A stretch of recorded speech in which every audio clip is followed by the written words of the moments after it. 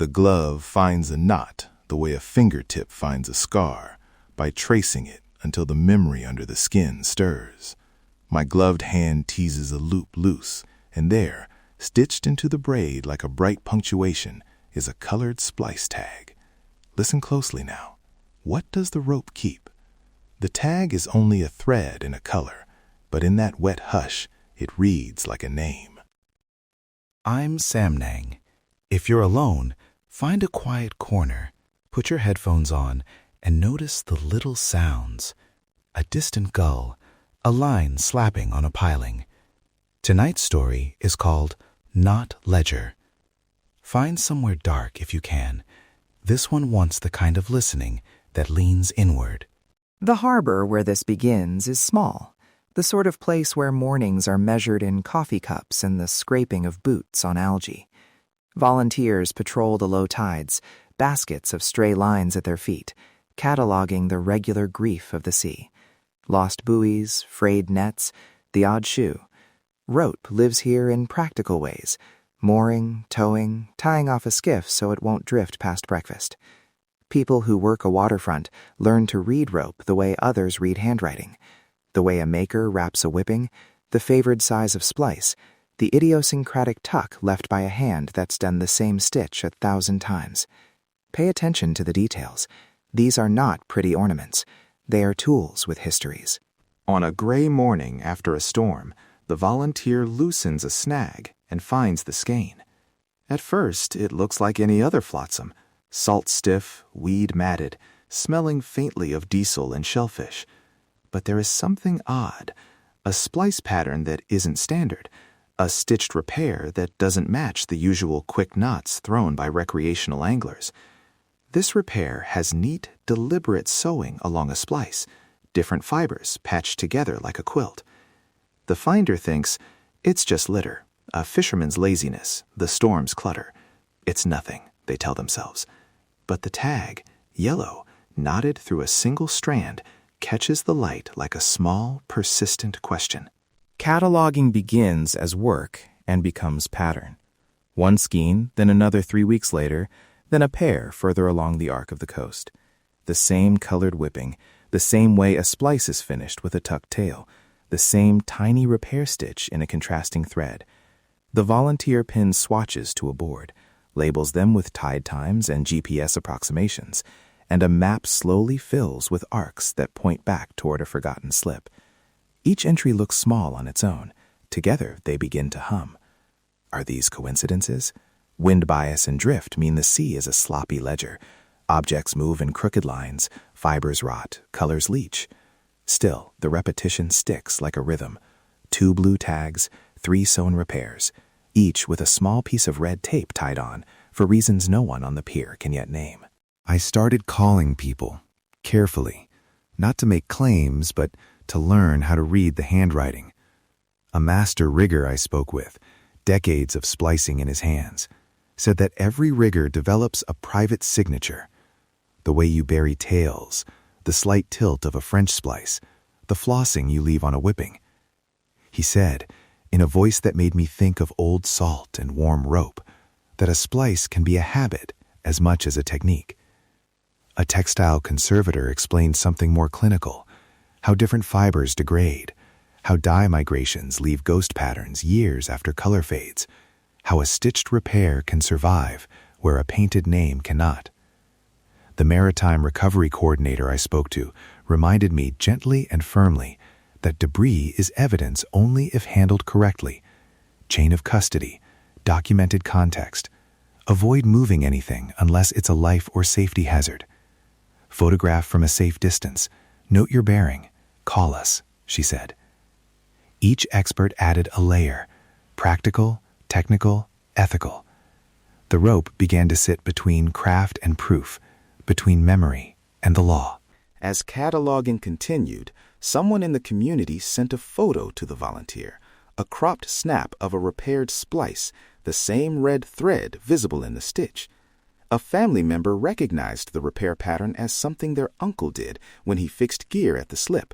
A tidy vertical stitch, a small knot tucked underneath the splice, a tendency to tie off with a little loop instead of pulling the tail tight.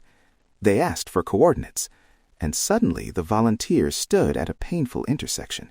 Disclose what they had, possibly send searchers to an unverified lead, or preserve the context of more debris to avoid contaminating what might be important evidence. It was more than paper and rope. It was a choice about responsibility. This is the moment where craft becomes consequence. On a cold night, I sat on a lighted bench with the basket of rope across my knees. The rope lay between us like a patient thing, salt-crusted into the braid, the colors muted to coastal pastels. I ran my thumbnail along the splice, opened a magnifier, and named the knot aloud, because naming sometimes makes things manageable. The name should have been a relief, tidy, categorical. Instead, it felt like a verdict. The heartbeat of the story tightened, short sentences, small inhalations. Here's where it gets interesting. The sewn repair matched the family sample closely enough to matter, but 100 hands could mimic a stitch under the right conditions. The maritime-recovery team instructed, do not move more rope. Photograph, note tides and wind. Preserve what you can without disturbing it.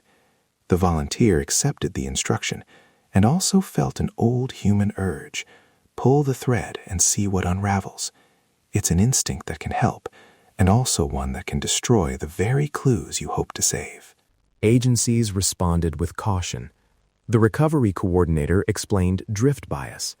Currents rearrange debris in ways that suggest straight lines where none existent. Repairs can be replicated by anyone with a short lesson. Contamination happens when well-meaning hands move items without recording orientation or adjacency. The textile conservator urged humility. Fiber ID cannot, on its own, point to a single maker, only to probability ranges and preservation states. Community members argued for transparency. Publish the matches, and maybe someone will name the slip. Others argued for silence. Reveal too much, and you put places and people at risk of trespass, of invasive searches by amateurs. The volunteer watched the debate and felt the rhythm of real grief.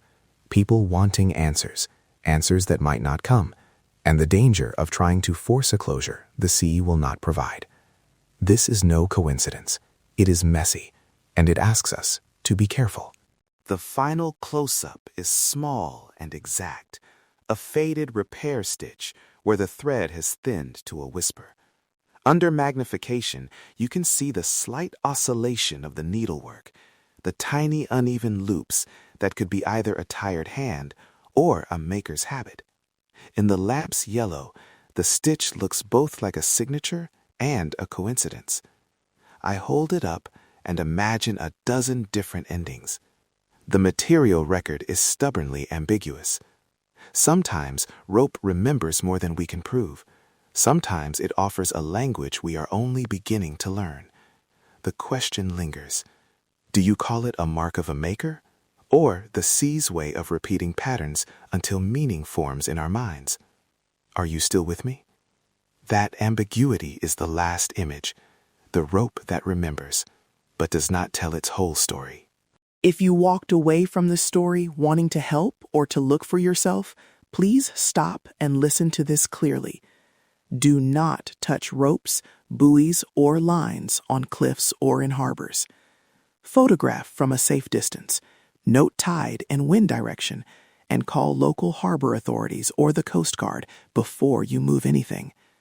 If something looks like evidence, treat it like evidence. Obey the guidance of trained recovery teams. We are drawn to pull the thread, I know. The urge to know is part of being human. But sometimes the kindest thing we can do for a mystery is hold our hands still and let professionals map the scene. If you need support after hearing a story like this, if it stirs a memory or grief, please reach out to local resources. You're not alone in that feeling. So where does the rope leave us? With a map of arcs pointing to a forgotten slip, with a family holding a photograph and a memory of a man who liked his repairs neat, and with a harbor volunteer who learned to be very careful about what to touch. Some cases find closure, others remain in a ledger no one can fully read. If the story stayed with you, tell someone who listens in the dark. Share it carefully. Subscribe so you never miss an episode. I'm Sam Nong. Until next time, check the corners.